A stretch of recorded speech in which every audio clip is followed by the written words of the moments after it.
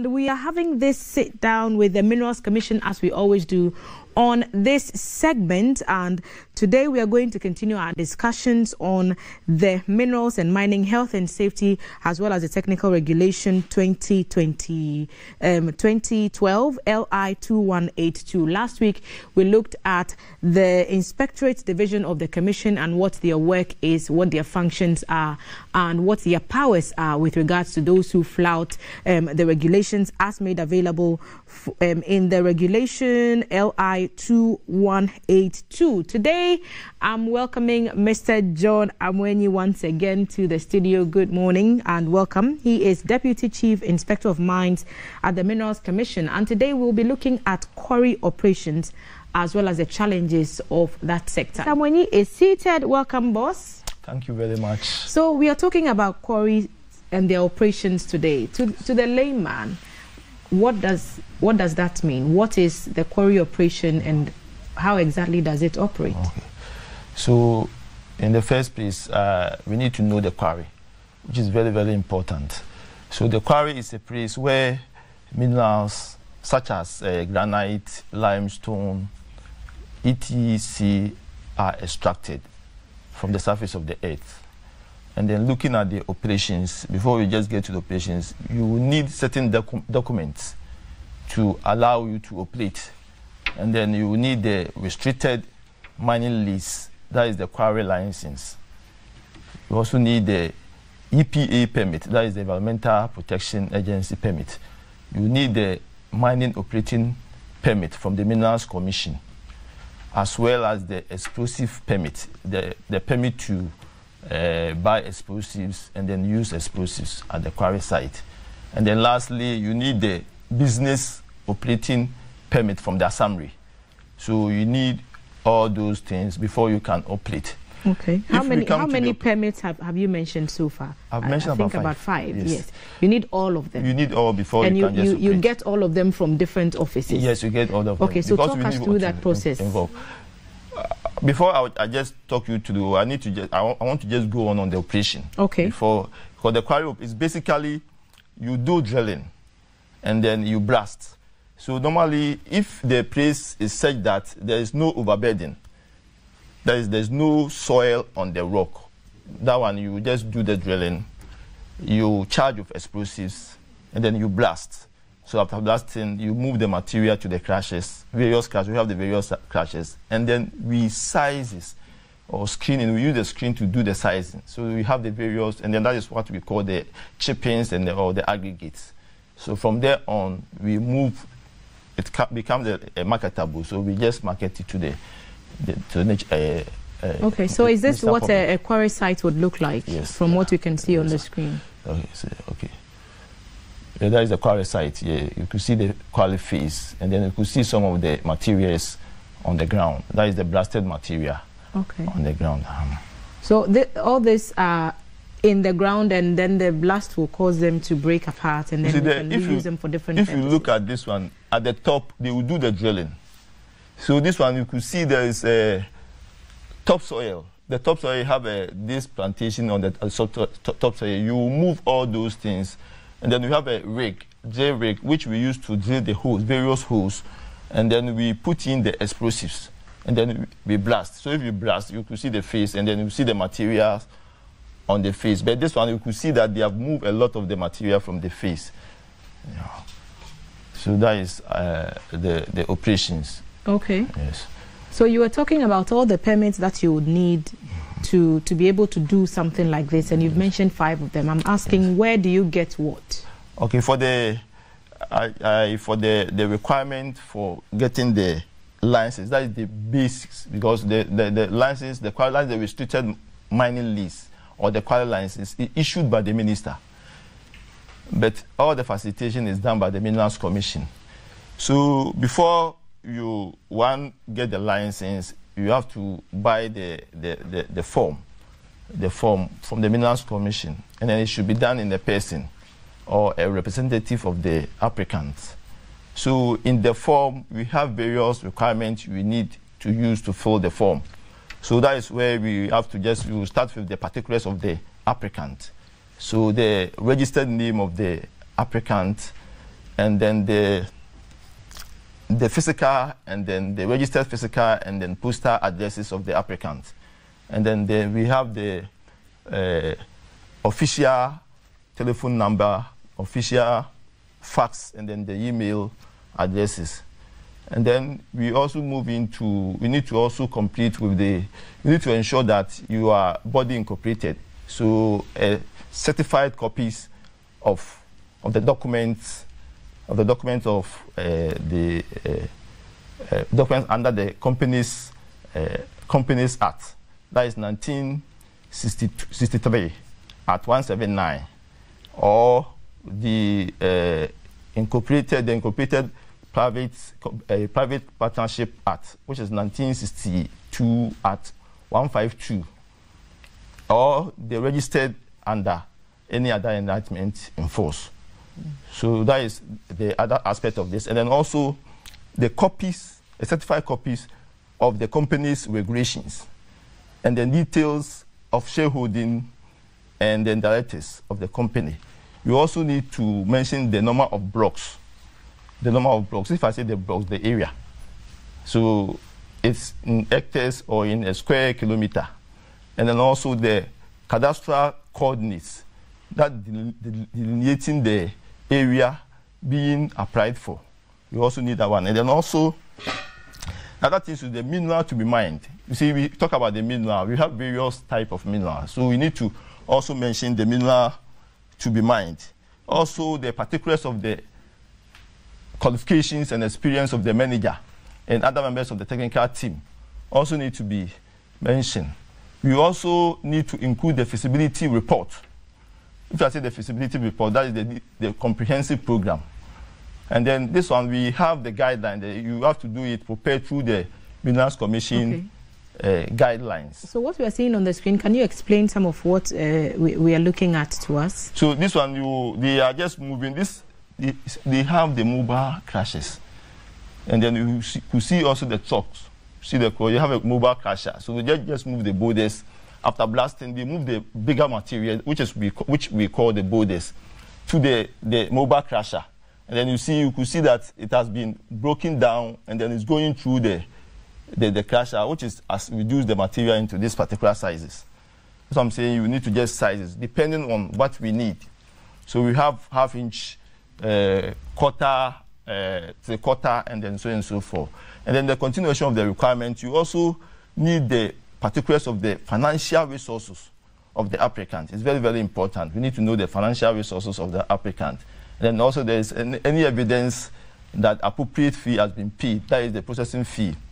Also how the applicant will also employ and then train the Ghanaians need to also be included. And then if it is a convention, if I say if it is a convention, at times you need to do the prospecting before you move into get to the mining lease. So if it is you've gone to do the restricted mining lease or restricted prospecting license, then you need to give a certified copy of the restricted prospecting license. So you need to just give all those things. So all these things need to be given. The commission will just do the review of all these things. So at this point, your application is termed as a pending, because they need to do the plotting on the cadastral map, and then also they need to just involve the other stakeholders. So this time, they will just publish a notice of the pending application in the Gazette, and then based on this one, they will send a copy of the notice to the district assembly, that is the various stakeholders, the district assembly or the rightful owner. They will also send to the administrator of still lands, the lands commission, and then the offices of the district where the material is being mined. They will also post at the commission's notice board for people to just see, and then also publish in the newspapers. And then this one will take about 21 days. If there's no objection on this one, then the commission will wait for 30 days after this, and then do the recommendation to the minister. It sounds like a very in-depth procedure, and yes, a very, very demanding of time and the appropriate documents. How long would you likely estimate that a license or an application for a license could be started and completed within. If all things move on smoothly, by 90 days, you need to get your license. 90 days. Yes, you need to okay. Get it. And why? You see, you were saying on the period and so on and so forth. You see, we are talking about this type of operation.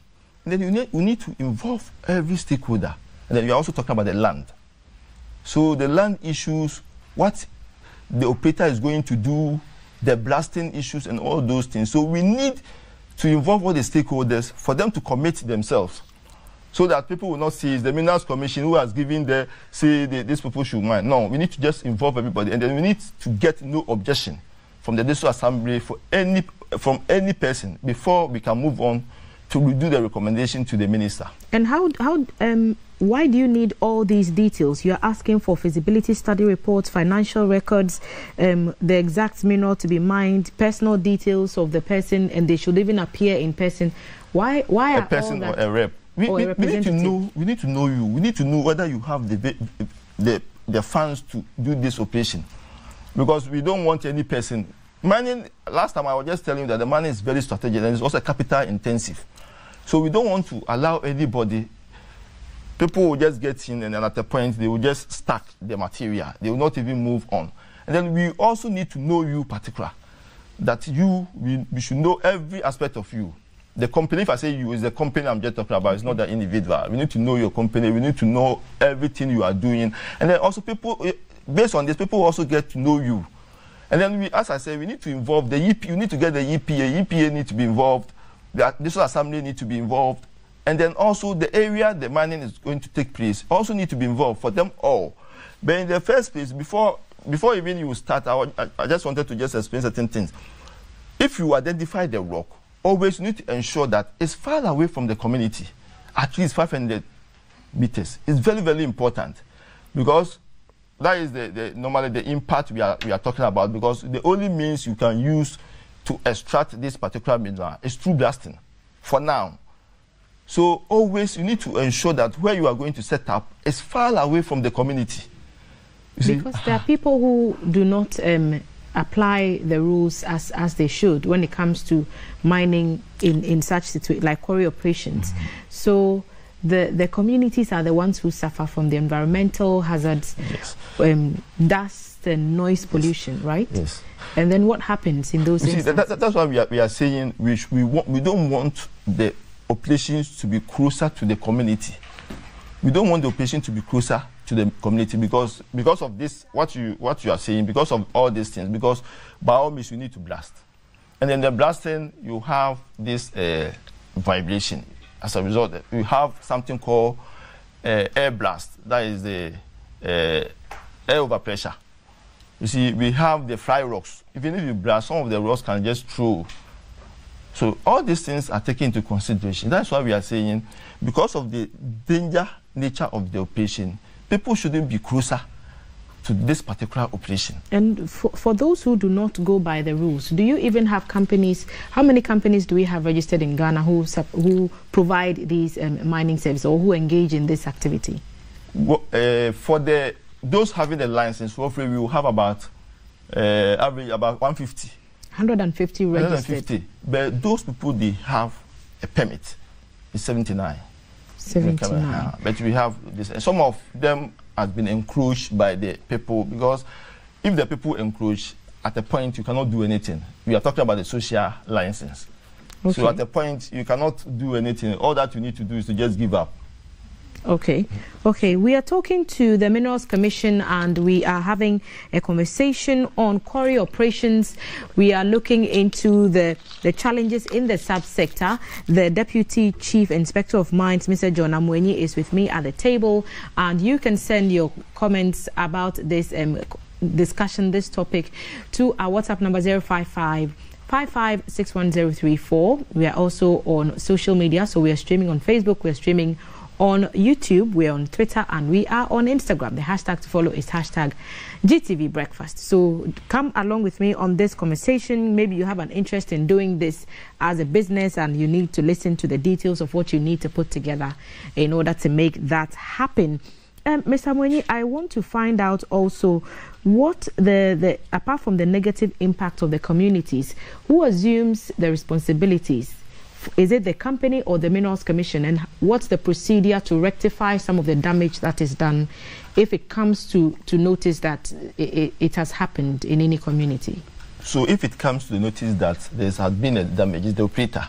That is another is on the operator. Operator need to just ensure that all those things have been rectified. That is why at a point, if the encroachment becomes too much, you cannot operate again. Even the cost involved. And then and then this thing can also kill. You see, so we don't want people to come closer to where you see the land use of any particular assembly is determined by the assembly physical planners. So moment the rock is identified at any particular assembly, all that the assembly should do is that those 500 radius of the rock, there shouldn't be any residential distance. You can do a farming, you can do so many things, but for the residential building and other things, we don't encourage that thing to okay, now we are talking about a certain type of rock or certain types of rocks that we identified for such use in quarry operations. What are they, and what exactly are the uses for even the materials that we get from the operations that the quarry companies provide? So mostly we have the granite. Mostly we have the granite. We also have the limestone. And then if you look at the granite, you see it's everything.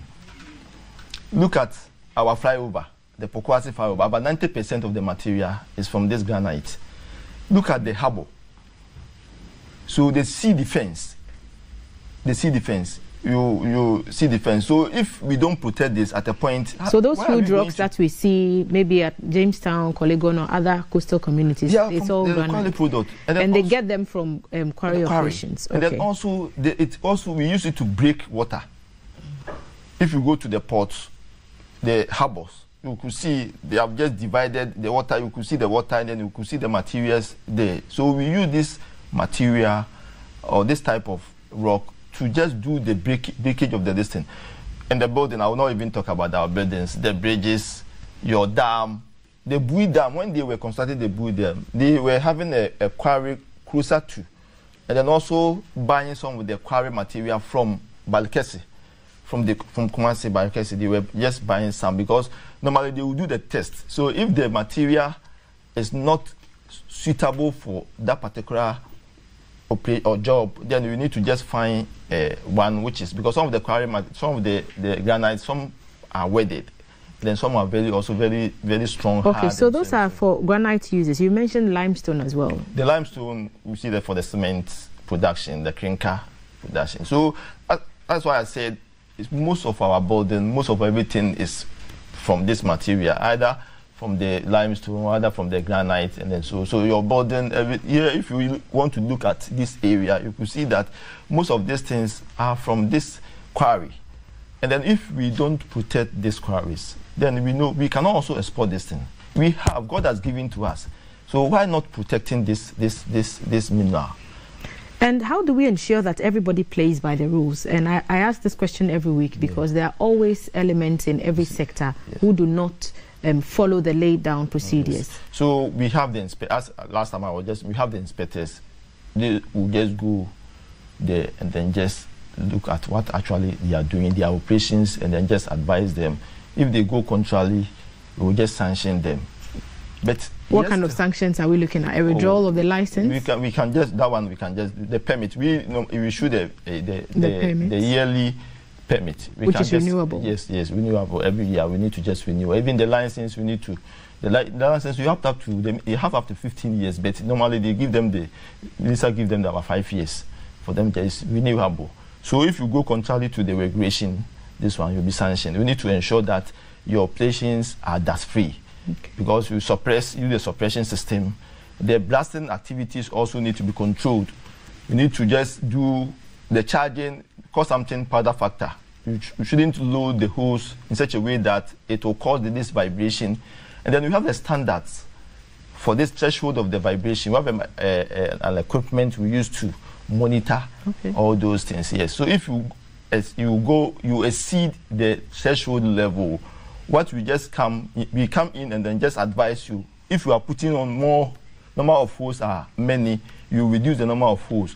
If your charge density or your powder factor is higher, you reduce the powder factor. So all those things is the inspectors, they go there to do the advice of this.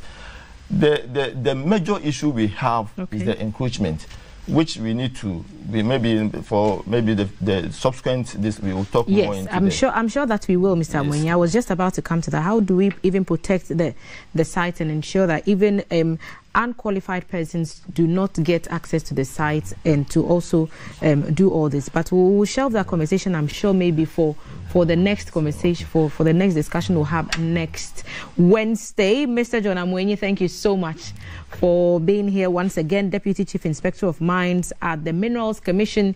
He's been talking to us about quarry operations. As we do here every Wednesday morning, we throw the spotlight on mining and mining activities. For the past few weeks, we've been talking about the health and safety regulation, that is LI 2182. And next week, we'll be here to look at another aspect of quarry operations, and we'll bring you all the details with Mr. Amoyenyi and his team in that discussion. Thank you for your time. Let me quickly